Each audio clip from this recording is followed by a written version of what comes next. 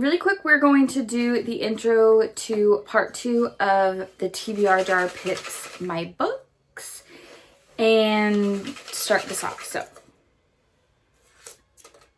stay in the bucket.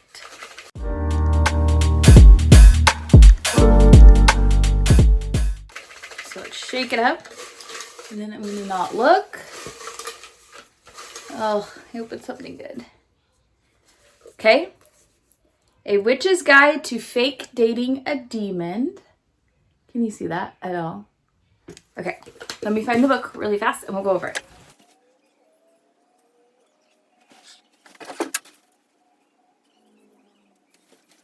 This was in my closet still. So A Witch's Guide to Fake Dating a Demon. This is, I believe, a romantasy, which I always love anything witch. Right up my alley. This one looks like Muriel is a very powerful witch. She isn't really into using magic, but when she does do a spell, it goes awry and she gets a demon named Ozrath the Ruthless. He's a legend among demons, so we're going to have a super powerful demon, super powerful witch. We'll talk more about what this is about as I actually read it instead of just reading the back. But yeah, I'm excited for this one, and I will keep you updated. Good move. Yeah! I'm trying not to be a complete weirdo filming myself in a parking lot, so act natural, right? Just kidding. Anyways, we've been at a basketball tournament for my son all day. Thankfully, my mother relieved the littles after a bit because they were so over it. And I don't blame them. There's nowhere to run around. It was so packed. And anyways, they didn't win. They got second, which is still fine. They held their own against the good team. But with that being said, let's not cover the camera. We did read some of The Witch's Guide to Fake Dating a Demon. We're in chapter 5. Because we had like an hour between games. Anyways, so Muriel is supposed to be powerful because of like the earth and the moon and the stars and like all this stuff were perfectly aligned when she was born. So it's like telling her that she's going to be super famous or what, or super powerful. However, she kind of sucks. And it opens with she is trying to, her mother wants her to get more powerful at transfiguration and like breeding things. Oh my god, my brain is fried. Anyways, at certain things, because she is really just like a witch that does, who's like in tune with plants and nature and whatever. And her mom's like super good at other stuff, summoning things, making things appear, whatever. And she is not, and she wants to go to school for sorcery studies in plant herbology. I am so sorry. I promise you I've read the book. Anyways, so she's trying to summon something. She summons a chicken and then trying to get the chicken to go back. She pulls it up. She feels super terrible. And so she's trying to summon flour, and she summons Ozrath he's a demon, but he is specifically called Ozrath the Ruthless. Ozrath the Ruthless. So Ozrath was a really powerful demon who had this great reputation for stealing the souls of the magical and just being really ruthless. However, he made a deal for bargaining the soul of a warlock. However, the warlock soul ended up going into him, so he's kind of lost his reputation, and he's now a demon with a soul. She summoned him, but now she can't like get rid of him until she agrees to give him his soul, and she won't. And then her mother comes in, and it starts the, oh, this is my boyfriend, the fake dating trope. So that's where we're at. It's cute so far. The mother kind of annoys me and it's like kind of over the top. I think that's really the point, so I'm trying to focus on that. Like, her mom's kind of supposed to be a terrible person. I don't know, I just don't like the way she talks. I don't know how to explain. Anyways, her mom kind of bugs me, but overall I like Muriel and Ozrath. I'm still intrigued by, so yeah. I will give you an update as we get farther into the book, because I am only on starting chapter 5. I'm like into chapter 5, but I'm on chapter 5. So anyways, I'm going now to my brother and sister-in-law's to celebrate everybody's birthday. So on to the next thing for the day. Hey, happy birthday. We don't have to sing. Happy birthday to you. Happy birthday to you. Happy birthday, dear Ashley, Ryan, Madison, and me. Happy birthday to you. Charlie. Oh yeah, should we take a picture by this cake, guys? With the fire? Yeah. Okay. Everybody. Yeah. Get Ryan, in I here. can't see your Oh, face. I just put my finger in it. Point your hair back from it. Ashley, That's us. here, Matt, grab a picture. Ryan. Right. Oh, yeah. So much Charlie, pressure. this is gonna mean everything. Uno, dos, tres. Of course, Charlie's in there. Okay, ready? Somebody blow out these candles. Wow. Charlie always have to be in every single picture. Good job, Charlie. That's all you. Today, Nolan, I was getting ready this morning, and they have this like dinosaur thing that you do it and changes the picture. It looks like a camera. Nolan's in there going. And I'm like, I don't sit around doing that. So where is he learning this? It was hilarious. I feel like oh!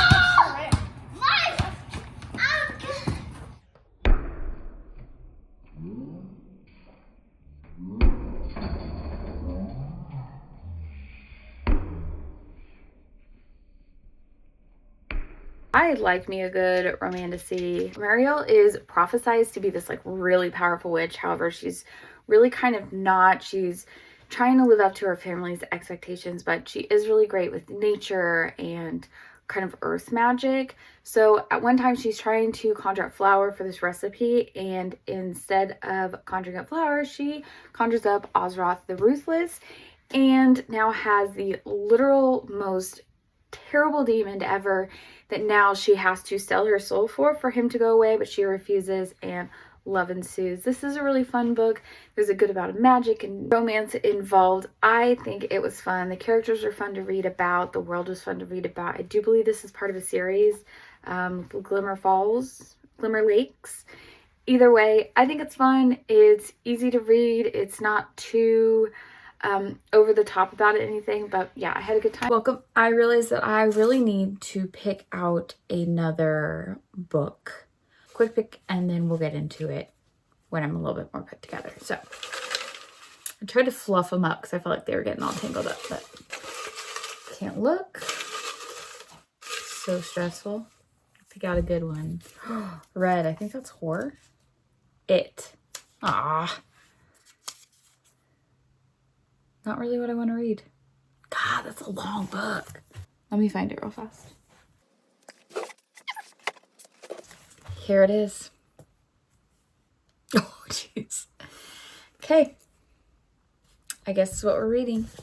Okay. So, is that lighting a little bit better?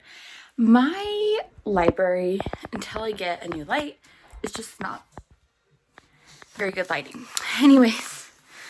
I am about to, let me just set you up somewhere so maybe like we'll have a chance at something. Coming in, that light.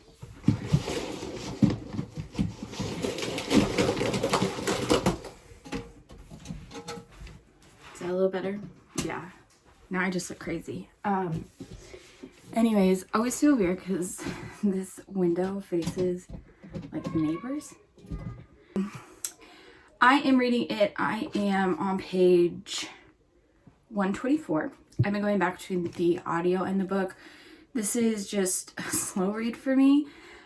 I don't know why. There was one time that I had this huge thing with reading it, and now I just really don't care. I do like Stephen King. Pet Sematary, Rose Madder, some of my favorites. So it's not that it's a Stephen King. It's just how long it is. And anyways. So I'm reading this. Essentially, we're at the point where, and if you don't know, it is about Pennywise, the clown who lives in the storm drains, balloons, kills people, etc. So definite horror, definite gruesome. We are at the point where George was killed as a young boy in the storm, the flood, and then the young boy who was killed, they think, by a set of boys who were attacking him due to his sexual preferences, but really it was Pennywise, etc. So now all the characters who were somehow tied to that in the past are being notified. They're getting this mysterious call, and they're all like, we have to get back to their dairy.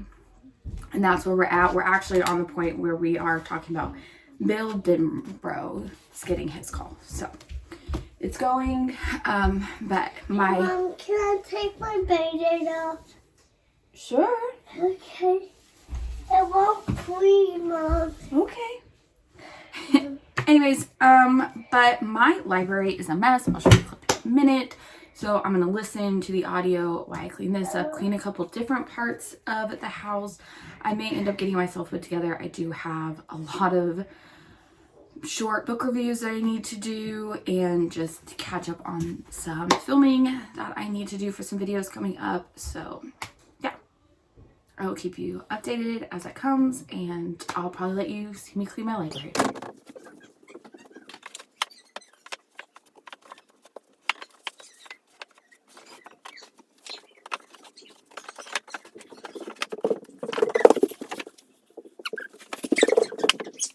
I am officially calling time of death on this book. I have read like 8 hours of the audiobook. I'm like 25% of the way through, and I don't care.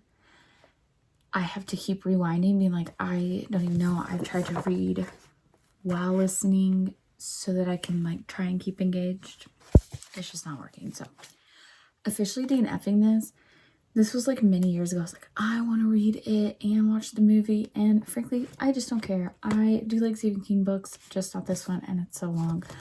I don't care. So officially DNFing this one. And I'm going to quickly pick out another book to move on in this channel. I have the jar. I also did my nails earlier today, so you'll see my nails change color during this. Tomorrow is St. Patrick's Day, so I'm trying to be all St. Patty's. Turns out they are the exact same color as a tennis ball. Fun fact. Okay, probably something better than it. I don't know which one I want to choose. The Charmed List, which is a romance, I'm pretty sure. Anyways, that'll be fun. Something definitely shorter and more lighthearted than it. Let me go grab the book. I don't know if you saw that. I almost leaned without toppling, but we are going to start The Charmed List by Julie Abe. Much shorter. This is a best friends to enemies to lovers story. So I think this might be YA because I keep seeing high school, senior year.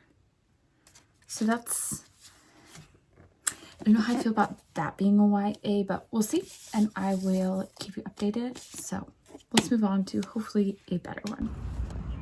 Motorcycle! I guess I'll watch it a little bit. I've started The Charmed List by Julie Abe. I started this yesterday at my son's football practice. This is a YA fantasy romance. Ellie is a girl who, she was really good friends with Jack. They both are part of the magical world. They have magic, but Ellie's best friend is not magical aware. Is what they call like the Harry Potter muggles. Is not magical aware. Has to keep that secret from her best friend, and her best friend really has a strong issue with lying, but Ellie was really good friends with Jack. Let me start over. Ellie is in the magical community. She has magic. She can do magic. Her best friend Leah is not magical. She's not aware of the magical world. She cannot be magical aware. But Ellie used to be best friends with a guy named Jack, who's also part of the magical community, but they had a falling out. Then she became friends with Leah. And Leah and Ellie are supposed to be going on this road trip over the summer. It's going to be so fantastic. And Ellie decides, I want to not be a wallflower. So she makes this list, the Charmed List, of how, she calls it like the anti-wallflower charm list. So she builds this list and she's gonna go to them. And one of them on there is revenge for Jack. And they do a prank, which then causes Jack to do magic in front of Leah, who's not magically aware, which then risks both of them losing their magical abilities. And as punishment, now Ellie can't go on a road trip, except for now she has to do the road trip with Jack, which is kind of weird, being as this is a YA, they're like 17. But it's fine. They clearly hate each other. Their parents know they don't like each other. Anyways, so they're going on this road trip. That's where we're at, is right when, so I'm in the middle of, like, I'm on page 110. So they're finally on the way to their road trip, and we're gonna find out. So far, this is kind of like, it's not my favorite. I really like the magical aspect of it and how they're building this world with like magical dust and charms and not over the top magic, but like really subtle. I really like that aspect of it. The romance, not really for me. It's a little cheesy, but again, it's a YA. And so I'm trying to think back, like, so far, I think if I was at the age, you know, high school, that I would actually really like the way this is. So I think it's so far for the target audience. I think it's written really well for that. And yeah, we'll just keep on going.